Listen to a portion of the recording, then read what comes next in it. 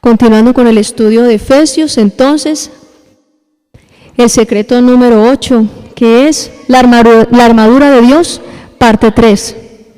Esta es la tercera parte de la armadura y vamos a estudiar en este momento lo que habla la palabra del Señor sobre la espada del Espíritu y lo que es la oración. Lo que es la oración, amén. Entonces vamos ahí al libro de Efesios. El libro de Efesios capítulo 6. Capítulo 6, ¿ya tienen ahí? Y vamos a estudiar del libro de Efesios capítulo 6, vamos a leer en este momento la última parte que nos falta de la armadura. Y es del versículo, vamos a leer nuevamente el versículo 17 y el 18 de Efesios 6. Y tomad el yelmo de la salvación y la espada del Espíritu, que es la palabra de Dios, orando en todo tiempo con toda oración y súplica en el Espíritu, y velando en ello con toda perseverancia y súplica por todos los santos. Amén. Entonces la palabra del Señor nos está hablando allí de dos elementos importantes dentro de la armadura. Uno de ellos habla la espada del Espíritu. La espada del Espíritu. Uno dice, ¿qué es la espada del Espíritu? ¿A qué se refiere? No está hablando de un arma física. Vamos a Hebreos capítulo 4, versículo 12.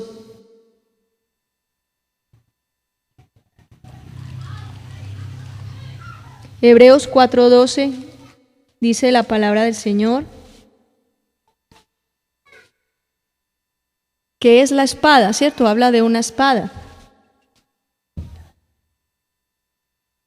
Porque la palabra de Dios es viva y eficaz y más cortante que toda espada de dos filos, y penetra hasta partir el alma y el espíritu, las coyunturas y los tuétanos, y disciernan los pensamientos y las intenciones del corazón. Cuando habla la palabra del Señor de una espada de dos filos, dice, la palabra de Dios es viva y eficaz y más cortante que toda espada de dos filos. Dice, es la palabra de Dios. Diga el que tiene al lado, la espada del Espíritu es la palabra de Dios. Se refiere a la Escritura, se refiere a la palabra que salió de la boca de Dios. Esa palabra que salió de la boca de Dios, que dio origen al universo, esa palabra con la que Dios creó los cielos y la tierra, esa palabra con la que Dios ha desatado sobre la humanidad los diferentes tiempos y ha manifestado su voluntad a los hombres, lo que le prometió a Abraham, a Isaac, a Jacob, todo lo que Dios ha hablado, dice la palabra del Señor, que es espada, es la espada del Espíritu. ¿De cuál Espíritu? Del Espíritu Santo de Dios, ¿cierto? Es la espada. Quiere decir de que la palabra de Dios cuando es declarada, desata poder, desata poder. Imagínense ustedes en una batalla, un soldado saca una espada y con la espada comienza a cortar las cabezas de los enemigos y a derribar todo lo que haya. La palabra de Dios es así. La palabra de Dios, cuando la declaramos, cuando la tenemos presente, dice la Escritura que esa palabra se vuelve como una espada, y no de un filo, de doble. ¿Qué quiere decir? De que es más eficaz. Es más, dice, la palabra de Dios es viva y eficaz y más cortante que una espada de dos filos. O sea que si la espada de dos filos es cortante, dice, la palabra corta más. Es más eficaz. Quiere decir entonces que Dios nos puede dar la autoridad para cortar espiritualmente lo que deba ser cortado con el poder de la palabra. ¿Cuántos dicen amén? Dios está esperando, ¿qué está esperando entonces el Señor? A que tomemos la espada en nuestras manos, ¿Cómo tomamos la espada en nuestras manos? Cuando usted coge la Biblia, hermano. Cuando usted empieza a escudriñar la Escritura, cuando usted empieza a leerla, cuando la empieza a deleitarse en ella, empieza a memorizar versículos, empieza a entender, empieza a comprender, empieza a estudiarla, a analizarla, empieza usted detalladamente a mirarla, pero de una manera muy detallada, no leyendo como una revista o como un periódico, sino de una manera muy minuciosa. La palabra del Señor dice en Josué capítulo 1, versículo 8, nunca se apartará de tu boca este libro de la ley, sino que de día y de noche meditarás en él, para que guardes y hagas conforme a lo que en él está escrito, entonces harás prosperar tu camino y todo te saldrá bien. Nunca se apartará ¿de dónde? De tu boca este libro de la ley, porque es que la palabra está escrita ahí y está muy bonita. Pero si esa palabra no se hace viva en tu vida, si esa palabra no se hace activa en tu boca, no hay espada. ¿Sí me hago entender? No hay espada. Ya, este libro, por ahí dice muchas veces en las predicaciones, hermanos, ¿cuántos trajeron su espada? Y todos, amén, levante la espada. No, no es la espada, esto no es la espada. La espada es lo que sale de esta palabra viva, con fe, esa es la espada que sale de tu boca. Si usted no declara nada, el diablo viene, lo apabulla, le dice mentiras, lo engaña, lo confunde, lo desanima y el diablo viene con esos ataques. Pero si usted nunca se levanta a declarar palabra y a reprender eso que el diablo le ha traído, ahí no hay nada. Es como si usted tuviera una espada, pero guardada, como dicen por ahí, envainada, o sea, guardada en su estuche y punto.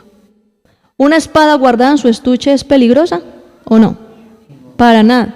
Es como tener un arma sin balas. Muy bonita el arma y de pronto está muy intimidante, pero no está cargada. Y a lo mismo, hay cristianos que andan con la espada, pero nunca la desenvainan. Nunca ponen por obra la autoridad que Dios ha puesto en sus bocas para declarar palabra, para derribar. Usted quiere que el poder del diablo sea derribado, lo que se le ha levantado en su vida. Declare palabra, decrete palabra. Apréndala, porque también si usted no se la sabe, ¿qué va a decir? Por ahí dice la palabra del Señor cuando Jesús envió a los discípulos. Dice, vayan y evangelicen, vayan y prediquen, sanen los enfermos, liberen a los endemoniados. Y entonces les decía, no se preocupen por lo que van a decir, porque el Espíritu Santo les dirá, les traerá a memoria lo que han de decir. Entonces, un predicador una vez nos explicó y me parece muy sabio. Él dice, hermanos, el Espíritu Santo te va a recordar lo que tú estudiaste, pero Él no te va a decir lo que tú no estudiaste. Amén. Entonces, por eso es necesario estudiar la palabra. Una de las cosas más difíciles para muchos cristianos en el mundo en general ha sido disciplinarse en el estudio de la palabra. ¿Por qué? Porque la cultura, o sea, generalmente las personas no son dadas a leer. Generalmente la gente nunca lee un libro, la gente nunca lee un periódico, la gente nunca lee nada. Y a duras penas en el colegio, algunas personas, los que hacen los estudios académicos, no hacen sino lo del gasto. Leen lo que es concreto, la tarea y punto. Y ahora con lo de Google y todas las redes sociales, ya para usted saber qué es metamorfosis, usted no es como ahora años que le tocaba ir a uno a la biblioteca y coger un poco de libros y leerse casi la mitad de 30 libros para poder sacar y analizar qué era la tal metamorfosis. No, ahorita los peladitos dicen en Google metamorfosis y ahí aparece de una. En 3 renglones aparece la definición y no tuvo que leer nada, ¿sí o no? Entonces estamos acostumbrados a no leer, a que todo es así fácil. Entonces cuando a una persona le dicen que lea la Biblia, la persona lee y a los 2 minutos ya está bostezando. ¿Por qué? Porque son tinieblas. Diga el que tiene al lado, son tinieblas. Mire, el diablo siempre quiere traer a las personas pesadez cuando se trata de la palabra de Dios. Nuestra carne no le gusta la palabra de Dios, a la carne no le gusta. Usted se sienta a leer la Biblia y más fácil le da sueño. Está usted viendo una película y no le da sueño, pero usted va a leer la Biblia y le da sueño. Y muchas personas me dicen, no, pastora, yo no puedo leer la Biblia, es que yo no traje las gafas, no tengo las gafas, o es que no me han mandado las gafas, es que no veo bien, es que tal cosa, pero las otras cosas sí que las ven bien. Pueden ver el muchacho que viene a 10 kilómetros de distancia. Entonces uno ve que es tinieblas, que el diablo siempre se ha dedicado a traerle a la gente esa pesadez para leer la palabra de Dios. ¿Por qué Dios le da el consejo a Josué? Nunca se aparte de tu boca este libro de la ley. Les voy a decir, eso es un secreto. ¿Por qué Dios? Josué capítulo 1. Cuando Dios, ya había muerto Moisés, ¿sí o no? Cuando Dios se fijó en Josué como el sucesor de Moisés, era un hombre de autoridad que tenía que guiar al pueblo de Israel hacia la tierra prometida, ¿cierto? Conducirlos. ¿Por qué el primer consejo? Dios no le dijo a Josué, mijo, agárrese ahora a formar ese ejército, no hagan sino entrenar, todos los días a las 5 de la mañana salen y trotan por todo este estadio. Dios no les dijo eso. Lo primero que Dios le dijo a Josué, nunca se apartará de tu boca este libro de la ley. Porque el arma más poderosa que usted puede tener contra el diablo, repita conmigo, la palabra de Dios. Dios estaba preparando a Josué como un guerrero. Josué enfrentó ejércitos en lo natural, ¿cierto? Hubo guerras, etc. Pero Josué primero, antes de salir a la guerra, él primero libraba una batalla espiritual. Y él se pegaba a las promesas de Dios. En la escritura decía, oh Jehová de los ejércitos, tú prometiste a nuestros antepasados que nos darías esta tierra. Entonces él mantenía presente la palabra. Y él libraba las batallas con la palabra. Las batallas más fuertes, hermano, que usted libre, son con la palabra. Un ejemplo, cuando estamos orando por una persona endemoniada, usted puede hablarle al demonio y decirle, sal ahora, no tienes derecho, porque ella es una redimida por el Cordero, porque ella tal cosa, sal ahora, te ordeno que salgas ahora. Ahí no ha pasado nada, el demonio se sigue revolcando. Pero cuando se le dice, en el nombre de Jesús, y tú le empiezas a declarar palabra al demonio, ¿qué pasa? El demonio sale disparado. Repita conmigo, la palabra que salió de la boca de Dios tiene mayor poder que la que yo diga. Amén. Es lo de Él, hermanos, es lo de Él. Ojalá cada vez más hablemos menos palabras de nosotros y más palabra de Dios. Porque la palabra de Dios es pura, es santa.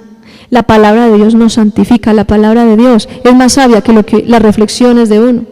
A veces uno tiene la costumbre como cristiano, a mí me parece. Entonces cuando alguien va a decir a mí me parece, por dentro yo digo, qué bueno que en vez de decir a mí me parece, pudiera decir Dios dice tal cosa. Claro, porque uno cuando dice Dios dice tal cosa, uno va a la fija, ahí no hay equivocación. Pero cuando a usted le dicen a mí me parece, estamos hablando desde nuestra propia ¿qué? Reflexión. ¿Qué es más válido, lo que le parece a Dios o lo que le parece a usted? Lo que habla Dios, ¿cierto? Lo que le parece a Él. Ahora, ¿por qué la palabra de Dios? La palabra de Dios es importante porque es un arma de guerra y fue la principal arma que tuvo Josué, la palabra. Josué 1:8, Dios le dijo, tenga, le doy. Esta es su principal arma. Con esta arma va a introducir usted al pueblo de Israel en la tierra prometida. Amén. Salmo 119, versículo 105. Salmo 119, versículo 105.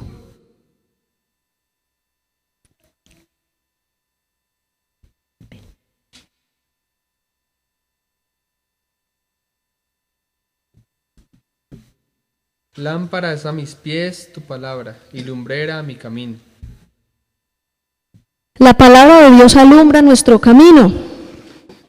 Nuestro camino tiene que ver con las decisiones que tomamos, con lo que hacemos cada día, cómo conducimos nuestra vida.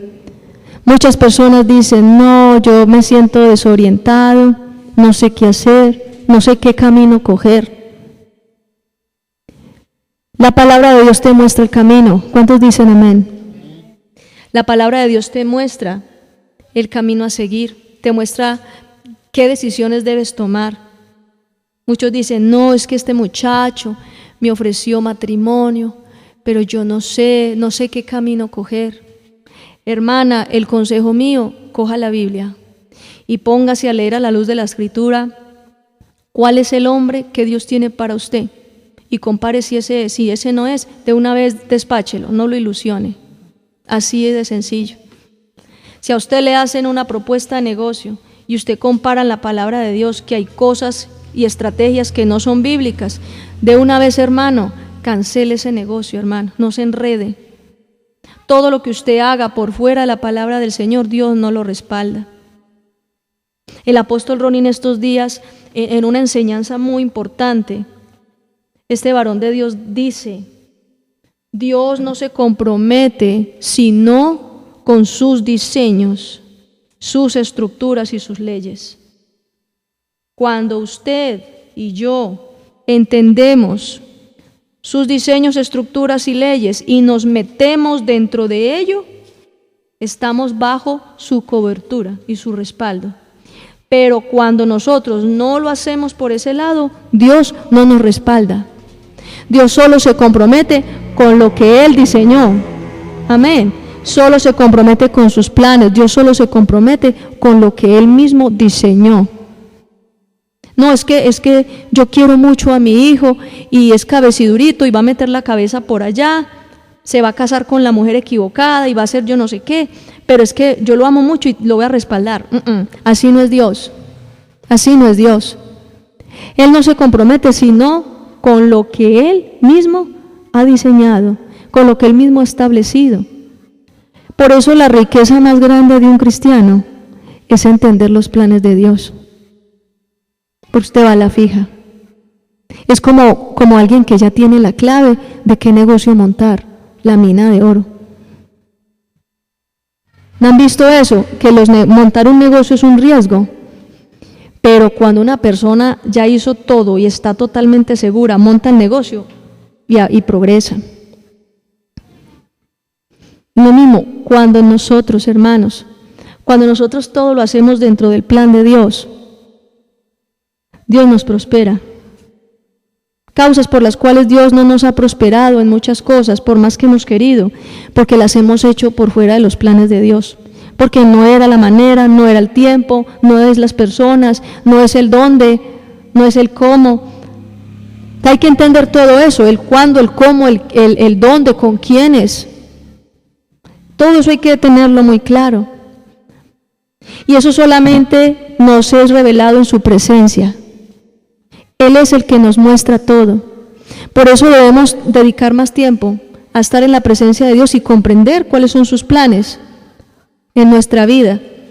Si usted entiende los planes de Dios para con su vida y usted los hace, usted no bota corriente, estudiando carreras universitarias que nada que ver, o casándose con un tipo que a los 3 años la va a dejar o se van a tener que divorciar, o montando un negocio que le generó pérdidas durante 5 años y a la final quedó quebrado y le toca terminar todo y cancelar la matrícula mercantil. No, haga las cosas con un entendimiento de si es el plan de Dios. ¿Cuántos dicen amén? Entonces, lámpara a mis pies es tu palabra. Él alumbra nuestro camino y nos dice qué es lo que debemos hacer, pero hay que estar en contacto con la palabra. Eso es lo más importante. Afuera hay mucha gente desubicada, hermanos, hay gente desorientada. Hay gente que es capaz de arrodillarse a una estatua de un marrano y besarle las pezuñas, como sucede en Haití, que tienen un cerdo y lo adoran, y que es un dios en Haití, es un dios, en medio de un barrizal, y la gente llega y se embarra y lo adora y le da un beso. En la costa también hay otro cerdo, un hombre con cara de cerdo y lo adoran. Uno dice, qué tontería, pero hermanos, no tienen la luz de la palabra. A nosotros también, cuando no estábamos lúcidos, estábamos en tinieblas, nosotros le hablábamos a un muñeco y pensábamos que él nos miraba y nos escuchaba. Uno pensaba eso, ¿cierto? Pensábamos eso. Pero Dios luego nos hizo entender. Leímos el Salmo 115, donde dice que los ídolos tienen ojos y no ven. Y entonces uno, no ve. Yo pensé que me miraba. Se quedaba así el muñeco fijamente, pero no me miraba, sino que es el diseño de los ojos. Tiene pies y no andan, por eso los tienen que llevar en procesión en el hombro. Usted nunca ha visto a la Virgen de la Chiquinquirá o la no sé qué andando por ahí así. Usted nunca la ha visto caminar. Es una estatua. Entonces, así como el engaño de la idolatría, Dios te quita las máscaras a través de la palabra. Dios a nosotros nos quita las máscaras en muchas áreas de nuestra vida, en muchas cosas, pero es el poder de la palabra. Repita conmigo, la palabra de Dios es una lámpara que alumbra mi camino. Con su palabra Dios creó los cielos y la tierra. Amén. Si ustedes leen el libro de Génesis capítulo 1 y capítulo 2 se van a dar cuenta que fue por el poder de la palabra que el universo fue creado. Todos los planetas, todas las constelaciones, todo fue creado por el poder de su palabra. Vamos al Salmo 19. Pero quiero que lo lean esta versión.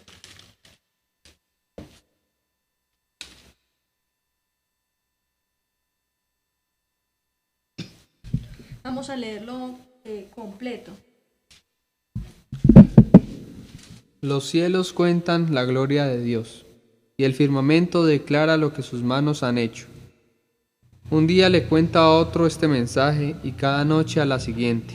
No se escucha lenguaje ni palabras, ni se emite una voz que podamos oír. Sin embargo, su voz atraviesa el mundo entero, sus palabras llegan al último rincón de la tierra. Dios le ha dado al sol el cielo como hogar, y como cuando sale un novio de la alcoba nupcial, o como cuando un atleta se dispone a recorrer su camino, así sale feliz el sol para hacer su recorrido. Comienza su carrera en un punto del cielo y hace todo su recorrido hasta llegar al final. Nada en la tierra puede escapar de su calor. La enseñanza del Señor es perfecta, reconforta el alma. Lo que dice el Señor en su pacto es seguro, ayuda a los ignorantes a volverse sabios. Las leyes del Señor son justas, hacen feliz a la gente. Los mandamientos del Señor son buenos, le muestran a la gente el camino correcto a seguir. El mandato de respetar al Señor es puro, permanece para siempre. Las decisiones del Señor son siempre justas, absolutamente correctas. Sus enseñanzas valen más que el oro puro, son más dulces que la miel recién salida del panal.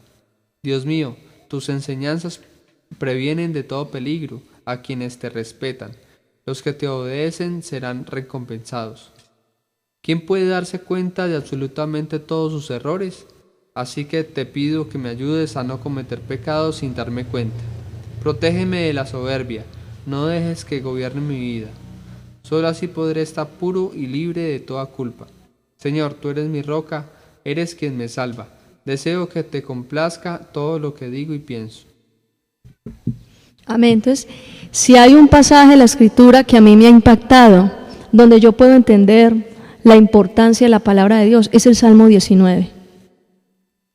Toda la palabra de Dios es importante, pero en el Salmo 19 hay una explicación muy profunda del poder que tiene la palabra de Dios. ¿Qué hace la palabra de Dios en mi vida? Alguien le puede preguntar a usted, bueno, ¿y yo por qué tengo que leer la Biblia? ¿Qué bobada eso? ¿Yo por qué no puedo leer otro libro? ¿Yo por qué no puedo ver las noticias o mirar algún libro de superación? ¿Por qué tiene que ser la Biblia? Es que las religiones y no sé qué, entonces ya se meten por el lado de las religiones, ¿cierto?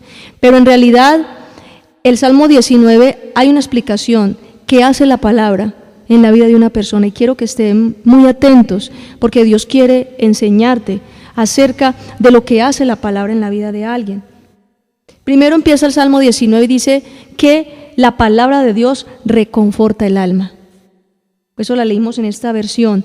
Reconforta. ¿Qué es reconfortar el alma? Es saciarla. Que tú no te sientas ansioso, que tú no te sientas vacía, que tú no te sientas abatido, angustiado, que no haya turbación en tu corazón, sino que estés plácido, que estés lleno de paz y reposo. Cuando uno tiene un tiempo de haber estudiado la Biblia, uno se levanta, hermano, de su devocional y uno sale fortalecido. Ay, que se rompió la tubería, yo no sé qué.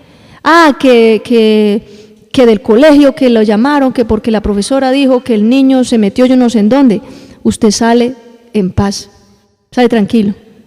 Pero si ese día que de repente llegó la garantía, que de repente llegó que el proveedor y que no trajo esto, que lo trajo dañado, cosas así, y nosotros no hemos tenido ese espacio con la palabra de Dios, ese día se nos paran los pelos de punta.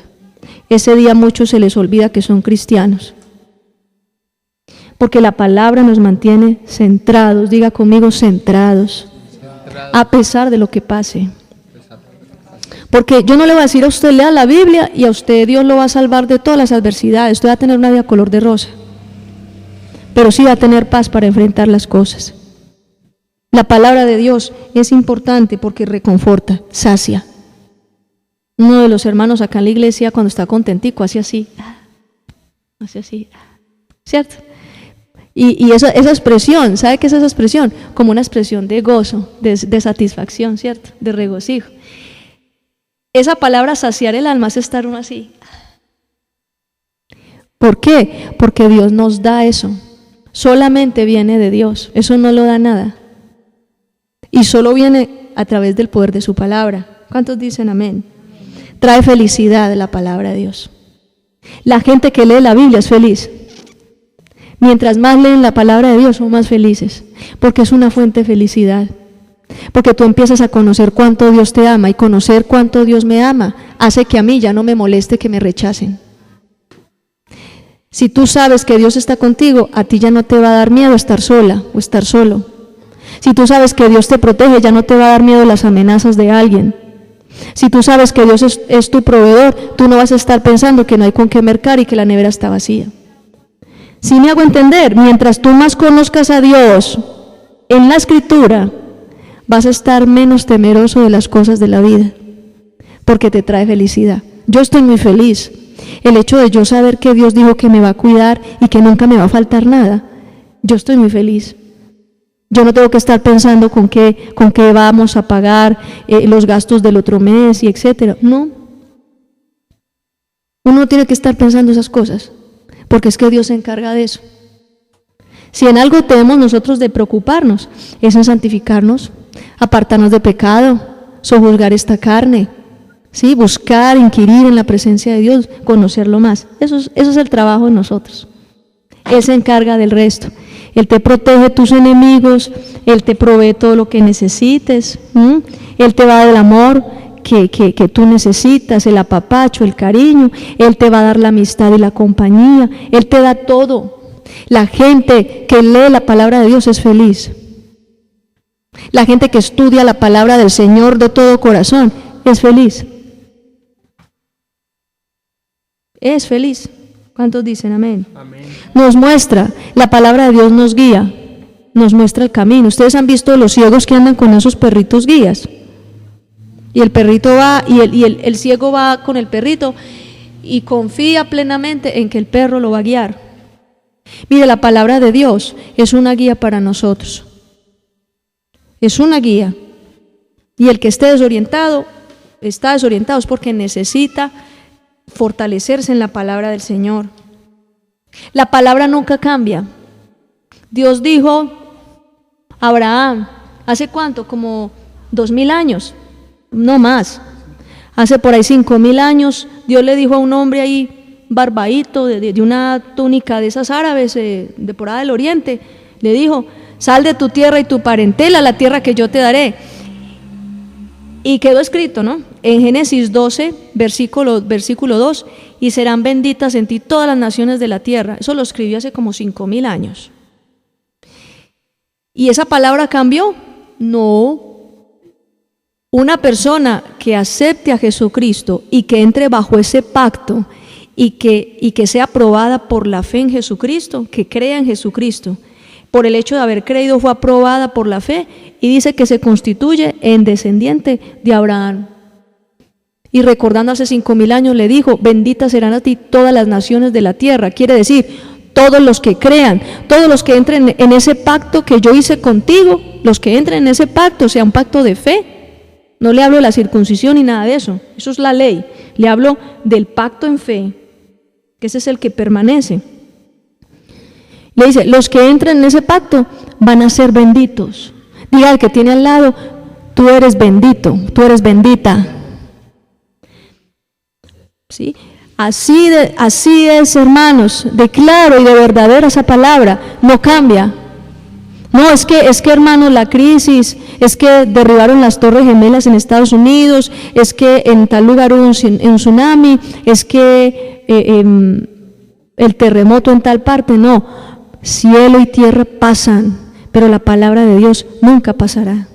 Mire, usted puede pasar en la vida suya lo que sea.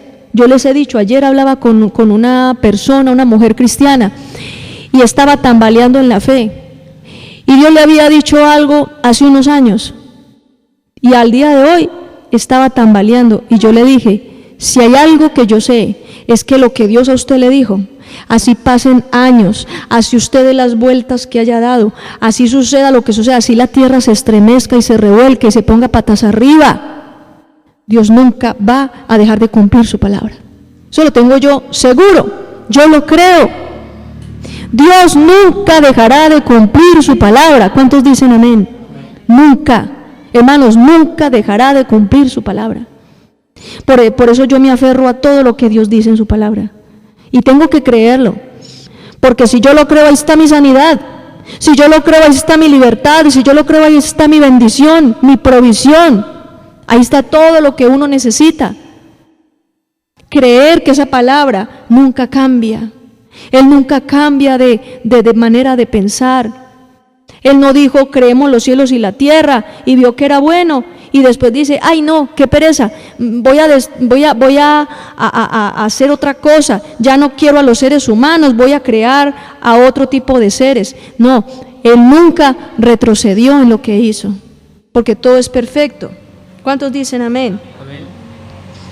La palabra de Dios es de gran valor, dice que es más valiosa que el oro y las piedras preciosas.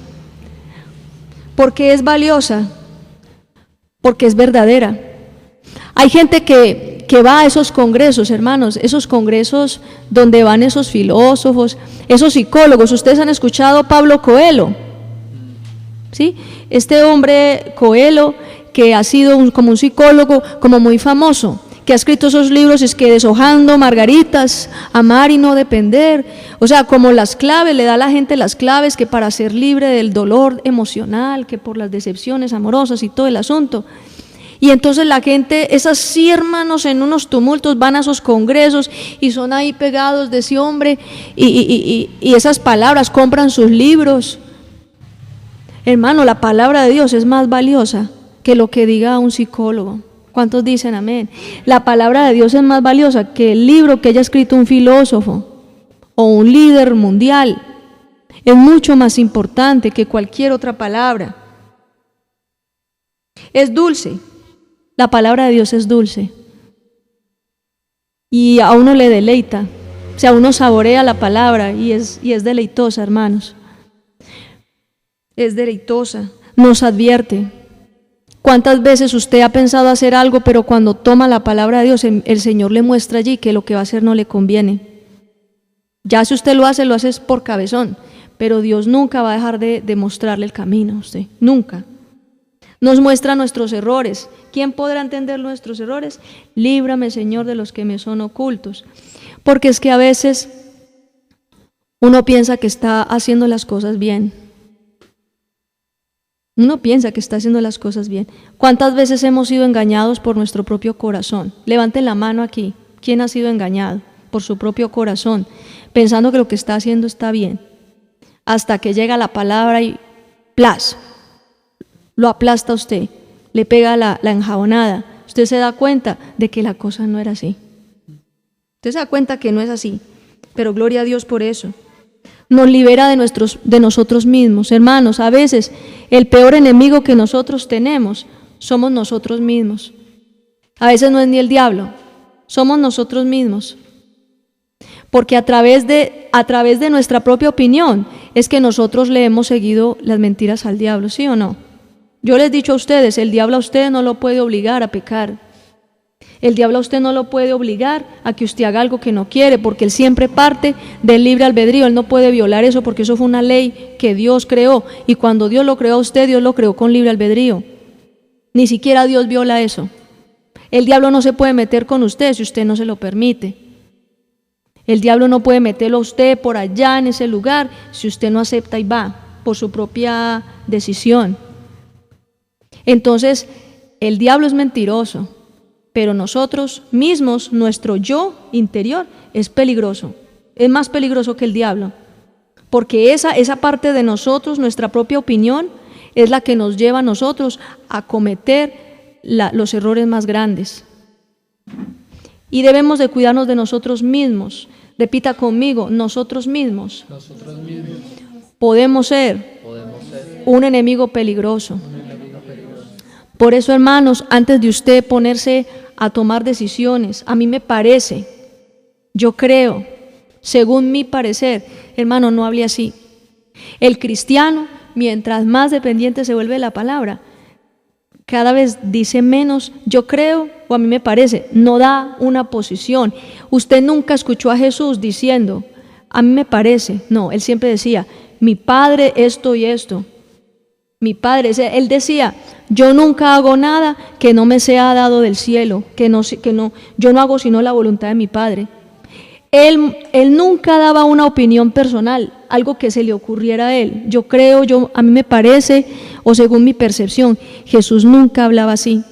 El Señor Jesucristo siempre hablaba fundamentado en la palabra y no hacía nada sino lo que estaba cumplido en la Escritura, lo que estaba escrito. Él dice, siempre usted lee en los evangelios, y Jesús fue a tal parte para que se cumpliera la Escritura. Y Jesús oró por la sanidad de fulanito para que se cumpliera la Escritura. Y Jesús fue a tal parte para que se cumpliera la Escritura. Siempre el interés del Señor Jesús y el modelo que nos dejó es no movernos, sino es en la voluntad de Dios. Y a veces uno dirá, estos hermanos tan místicos, tan misteriosos, ¿por qué le ponen como tanto misterio para tal cosa? No, hermanos, es que uno debe cada vez más volverse más dependiente de la voluntad de Dios. Aún en cosas sencillas, Dios a uno siempre lo está guiando. ¿Cuántos dicen amén? Amén. En la actualidad donde ya se dice, hermanos, que Satanás es la víctima, que es un ángel de luz, que pobrecito, que lo arrojaron del cielo, que Dios es un Dios dictador, que es un Dios cruel, y que Satanás lo único que quiso fue ayudarle a Adán y entregarle un conocimiento que egoístamente Dios guardó. Eso es toda una doctrina, lo que llaman la doctrina luciferina, que eso vamos a estudiar más adelante. Pero en este momento, hermanos, esto está alborotado. En estos momentos la cuestión de todas estas doctrinas luciferinas se están proliferando mucho. Aquí es donde usted, hermano, más tiene que tener conocimiento de la palabra de Dios y conocer del Señor para que el diablo no lo engañe. Es necesario. La palabra de Dios es la base de nuestra fe. ¿Cuántos dicen amén? Es la base de nuestro caminar con Cristo. ¿Cómo más podemos conocer a Dios? A mí me da pesar que hay personas que le rechazan a uno el evangelio y dicen, no, tranquila, que yo estoy bien con Dios, yo tengo mi relación con Dios. Y yo, ¿y cómo es la relación suya con Dios? No, a mi manera, pero ni leen la Biblia. Yo no sé cómo tienen una relación con alguien que no conocen, porque si usted no lee la Biblia no puede conocer a Dios. Yo les he dicho, ¿usted quiere conocer a Dios? Lea la palabra del Señor, lea la Biblia. La palabra del Señor es el único lugar donde usted puede conocer a Dios, porque es el único sitio donde testifica realmente quién es Dios.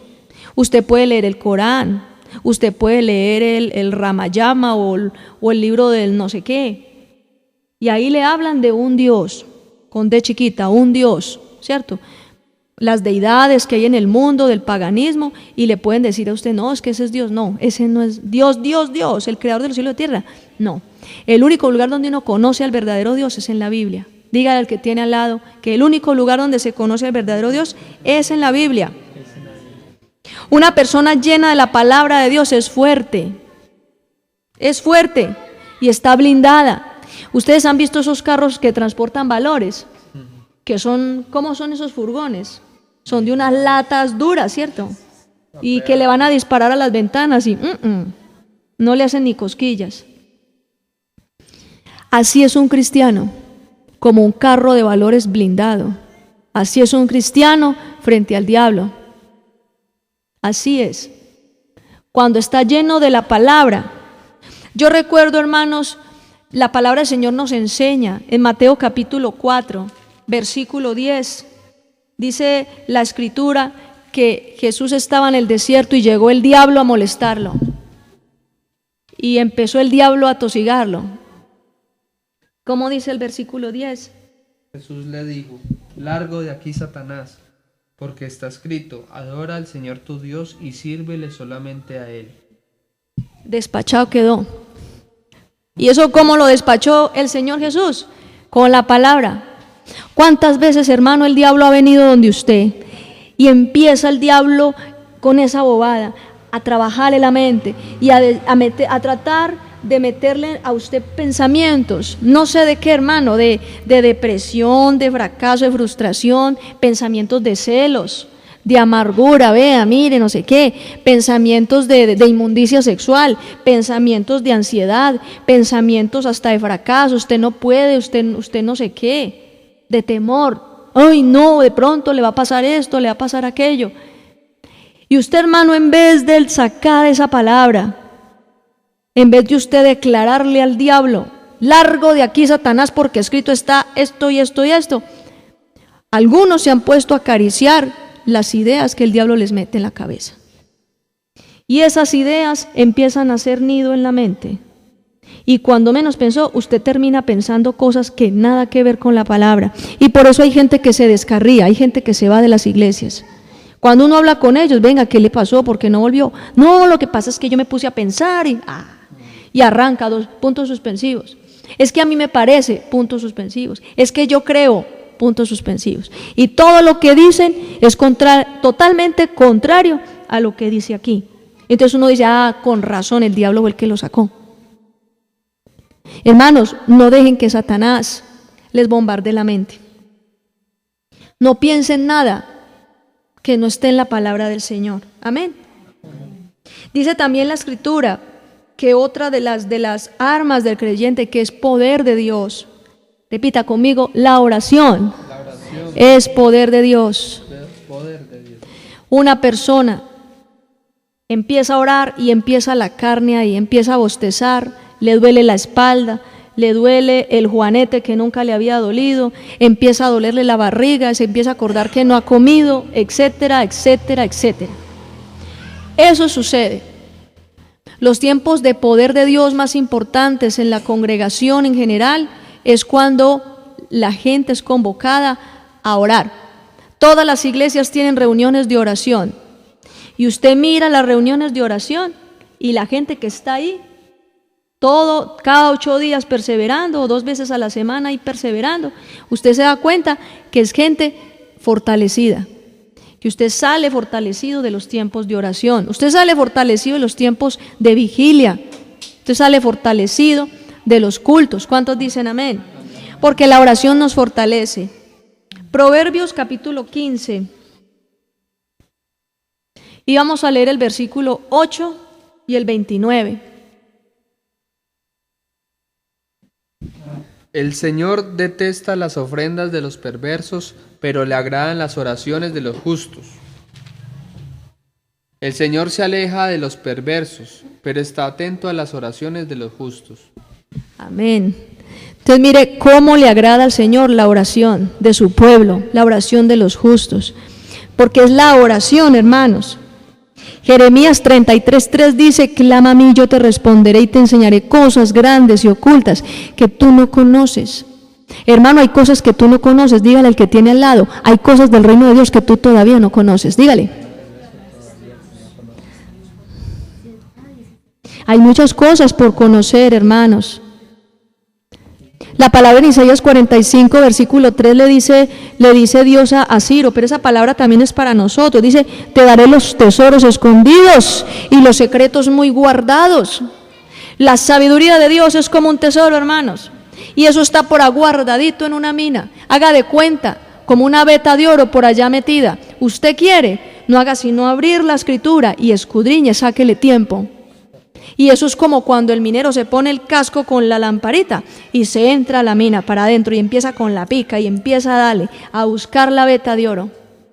Así es un cristiano cuando se sienta con la Biblia a escudriñar. Señor, ¿quién eres tú? Venga a ver, yo miro. Señor, ¿qué tienes para mí? Venga a ver, yo miro.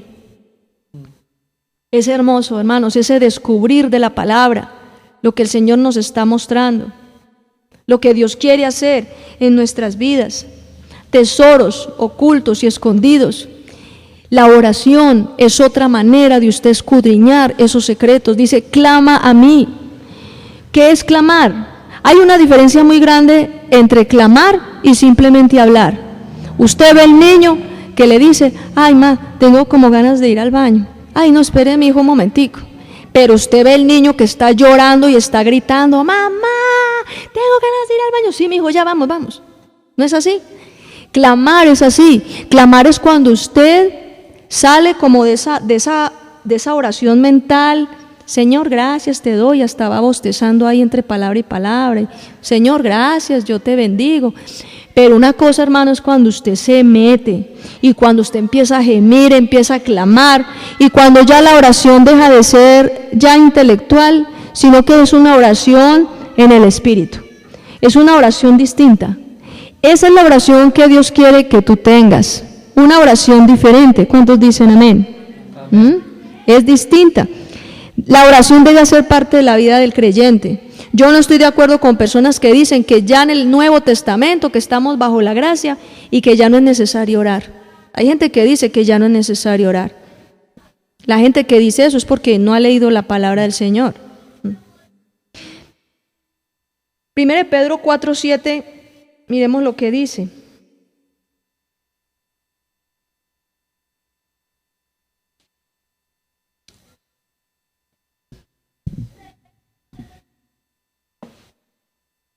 Dice, el final de todo está cerca, así que manténganse sobrios y sepan controlarse.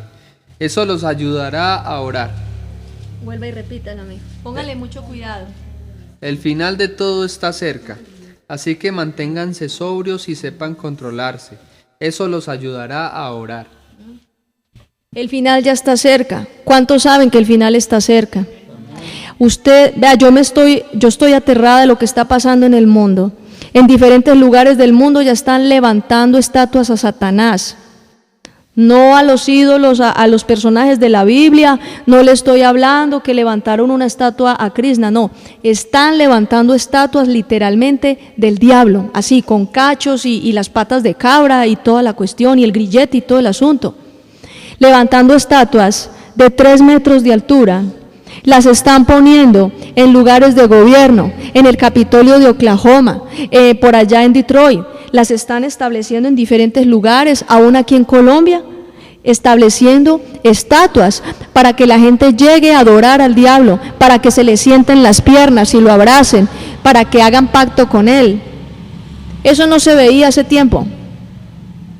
¿Qué es lo que dice la Escritura? Que esa es una de las señales de que ya la venida del Señor está cerca.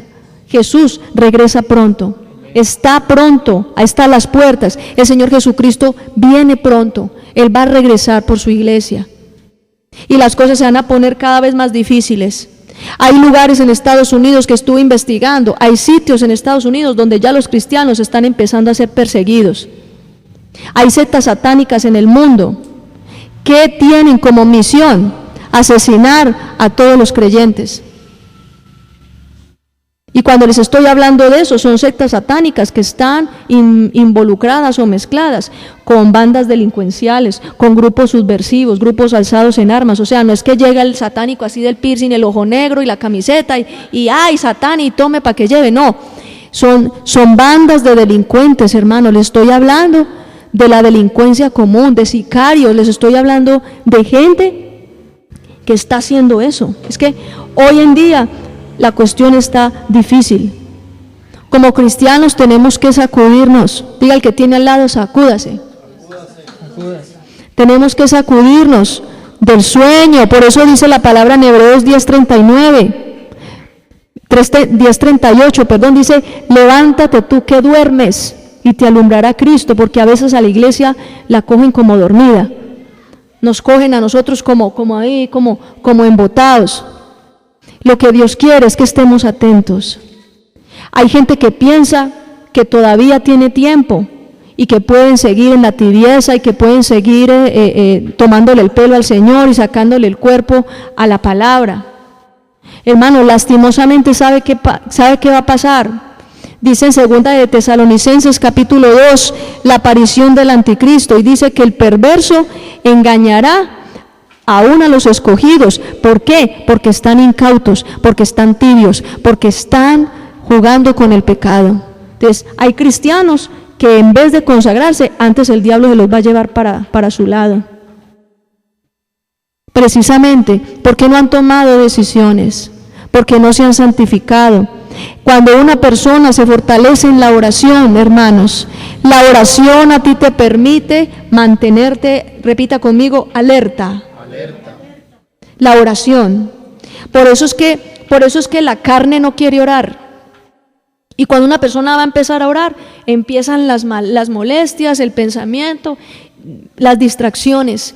Yo les he dicho, hermanos, que la oración de ustedes no sea una oración mental, sino una oración en el Espíritu. ¿Por qué? Porque ese es su alimento. La oración es nuestro alimento.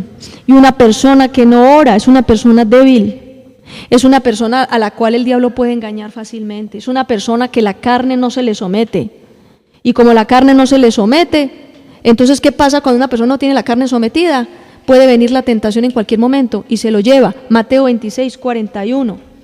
Miremos por qué la carne se opone a la oración.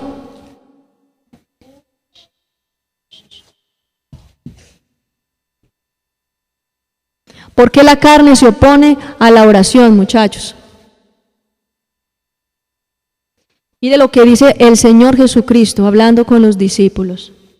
Mateo 26, versículo 41. Quédense despiertos y oren para que no caigan en tentación. El espíritu está dispuesto a hacer lo correcto, pero el cuerpo es débil. En la versión Reina Valera dice: el espíritu está dispuesto, pero la carne es débil. La carne no quiere orar. No, yo oro, pastora, cuando a mí me nazca. Le nace. Quédese ahí sentadito. A usted nunca le van a hacer. Le tengo esa mala noticia. Nunca le van a hacer mientras su carne le domine. No, es que yo voy a la iglesia cuando me nazca. Nunca le van a hacer mientras su carne le domine. Por eso yo le digo a ustedes, si usted quiere levantarse espiritualmente, usted tiene que esforzarse. ¿Cuántos dicen amén? Usted tiene que esforzarse. ¿Que usted se quiere quedar acostado? Pues no, me voy para el culto. Se levanta, se organiza y se viene para el culto. Obviamente se baña, ¿no? pero tiene que venir. Hay personas que no vienen al culto. No, es que me dio como flojera hoy. La carne. Es la carne. No podemos dejar, dice, el espíritu está dispuesto. Nuestro espíritu siempre quiere orar. Siempre quiere ayunar, él siempre quiere estar con Dios, él quiere venir al culto y él es así emocionado. Ay, esta mañana ya es domingo por la mañana y está el espíritu emocionado. Y la carne, no quiere. Y entonces ponen todos los obstáculos posibles. Que le duele un dedo, que mire que tiene que hoy que llegó yo no sé quién, que la visita. No. Muchas veces hay hermanas en la fe que muchas veces llegaban al culto y se reían y decían, pues yo no sé, ellos saben que yo soy creyente y que yo el domingo voy al culto. Ahí llegó mi prima de por allá de Armenia, pues ahí verá que se quede en la casa. Yo le dije, haga de comer, que ahí está la comida. Yo vengo a la 1, yo vengo después del culto. Así. Y así deja la misma familia, deja la costumbre de estar haciendo visita un domingo por la mañana. Más bien, que lleguen, caminamos para el culto, es diferente. Pero es diferente, vamos para el culto, después del culto, venga, vamos a almorzar o no sé qué. Pero no dejen nunca, hermanos, que nada se interponga para usted venir a la iglesia. Pero si usted ora, cada vez que usted ora, está sojuzgando la carne, está sojuzgando la naturaleza de pecados, está sojuzgando. La oración te fortalece, la oración te levanta, la oración hace que nosotros nos movamos en una dimensión distinta de fe. Es la oración. Usted es una persona llena de fe, es porque usted sabe que es una persona que ha orado. Una persona que no ha orado, no está débil. Y entonces lo que habla, no, yo no sé. ¿Y usted qué piensa y qué vamos a hacer? Ay, no, yo no sé, yo veo esto muy duro. No, una persona que ha orado dice, no Señor, vamos es en victoria, porque el Señor nos prometió esto y no da lugar a ninguna palabra de desánimo. Y eso es lo que el Señor quiere en nuestras vidas. El Señor quiere que nosotros nos fortalezcamos. Digan el que tiene al lado, debemos fortalecernos en el estudio de la palabra y en la oración. En la oración, hermanos, la oración tiene poder. ¿Cuántos dicen amén? Usted ora, hermano, y se fortalece en el Señor. El diablo sabe quién ora. El diablo no se le acerca a una persona de oración porque sabe que va a perder el tiempo. Cuando hay alguien de oración, el diablo dice, no, aquí ni modo. Esperemos a ver que se desanime. Mandémosle distracciones para que no pueda orar, para que no tenga tiempo. Y entonces el hermanito, la hermanita, no, ya que se le creció el enano en el negocio, que ya tiene, que es que ya tiene menos tiempo, y cuando menos pensó ya no ora lo que oraba antes, ya ora menos porque no hay tiempo. Entonces el diablo dice, aquí es. Y empieza el diablo a preparar los otros ataques. Así es, el diablo te quita el tiempo para que no ores, para que no estés con el Señor, para que no puedas orar y te debilites. Y cuando ve el diablo que la persona se debilita, ¡ñau!, le manda el guascazo. Ustedes han visto en los programas de Animal Planet que el león acecha. Ustedes han visto cómo caza el león. El león por allá se esconde entre unos ramitos, entre una malecita. Y cuando el león ve, el sinvergüenza ataca solamente a los que ve cojineteando. Los ve cojinetos, los ve chiquiticos, los ve por allá todos debiluchos, y a esos son los que ataca. ¿Por qué no ataca a los grandes? Una vez en un programa mostraba los búfalos esos, un búfalo grande que era como el líder y se devolvió, y un poco de búfalos con él grandes, y cogieron ese león y le hicieron hasta para vender. Yo creo que eso es el tipo de un cristiano que ora, hermano. Un cristiano que ora es como un búfalo de esos grandes, de los líderes de la manada, y voltea, hermano, ese cristiano de oración, y a ver pues qué es la cosa. Claro, porque ataca al hijo suyo, ataca a su mamá o ataca a su sobrinito, el que esté más débil en la casa, lo ataca. ¿Quién se tiene que devolver? Como el búfalo así fortalecido, el hermano que ora. Ese es el que se levanta, se devuelve a defender su familia, ¿no es así? Así tiene que ser. Entonces, si en su casa usted sabe que usted es el único búfalo fuerte, se tiene que fortalecer más. ¿Cuántos dicen amén? Amén. Ese es el tiempo de levantarnos en oración. Y es el tiempo de fortalecernos más en la palabra. Diga al que tiene al lado, disciplina. La clave es disciplina. Vamos a orar, hermano.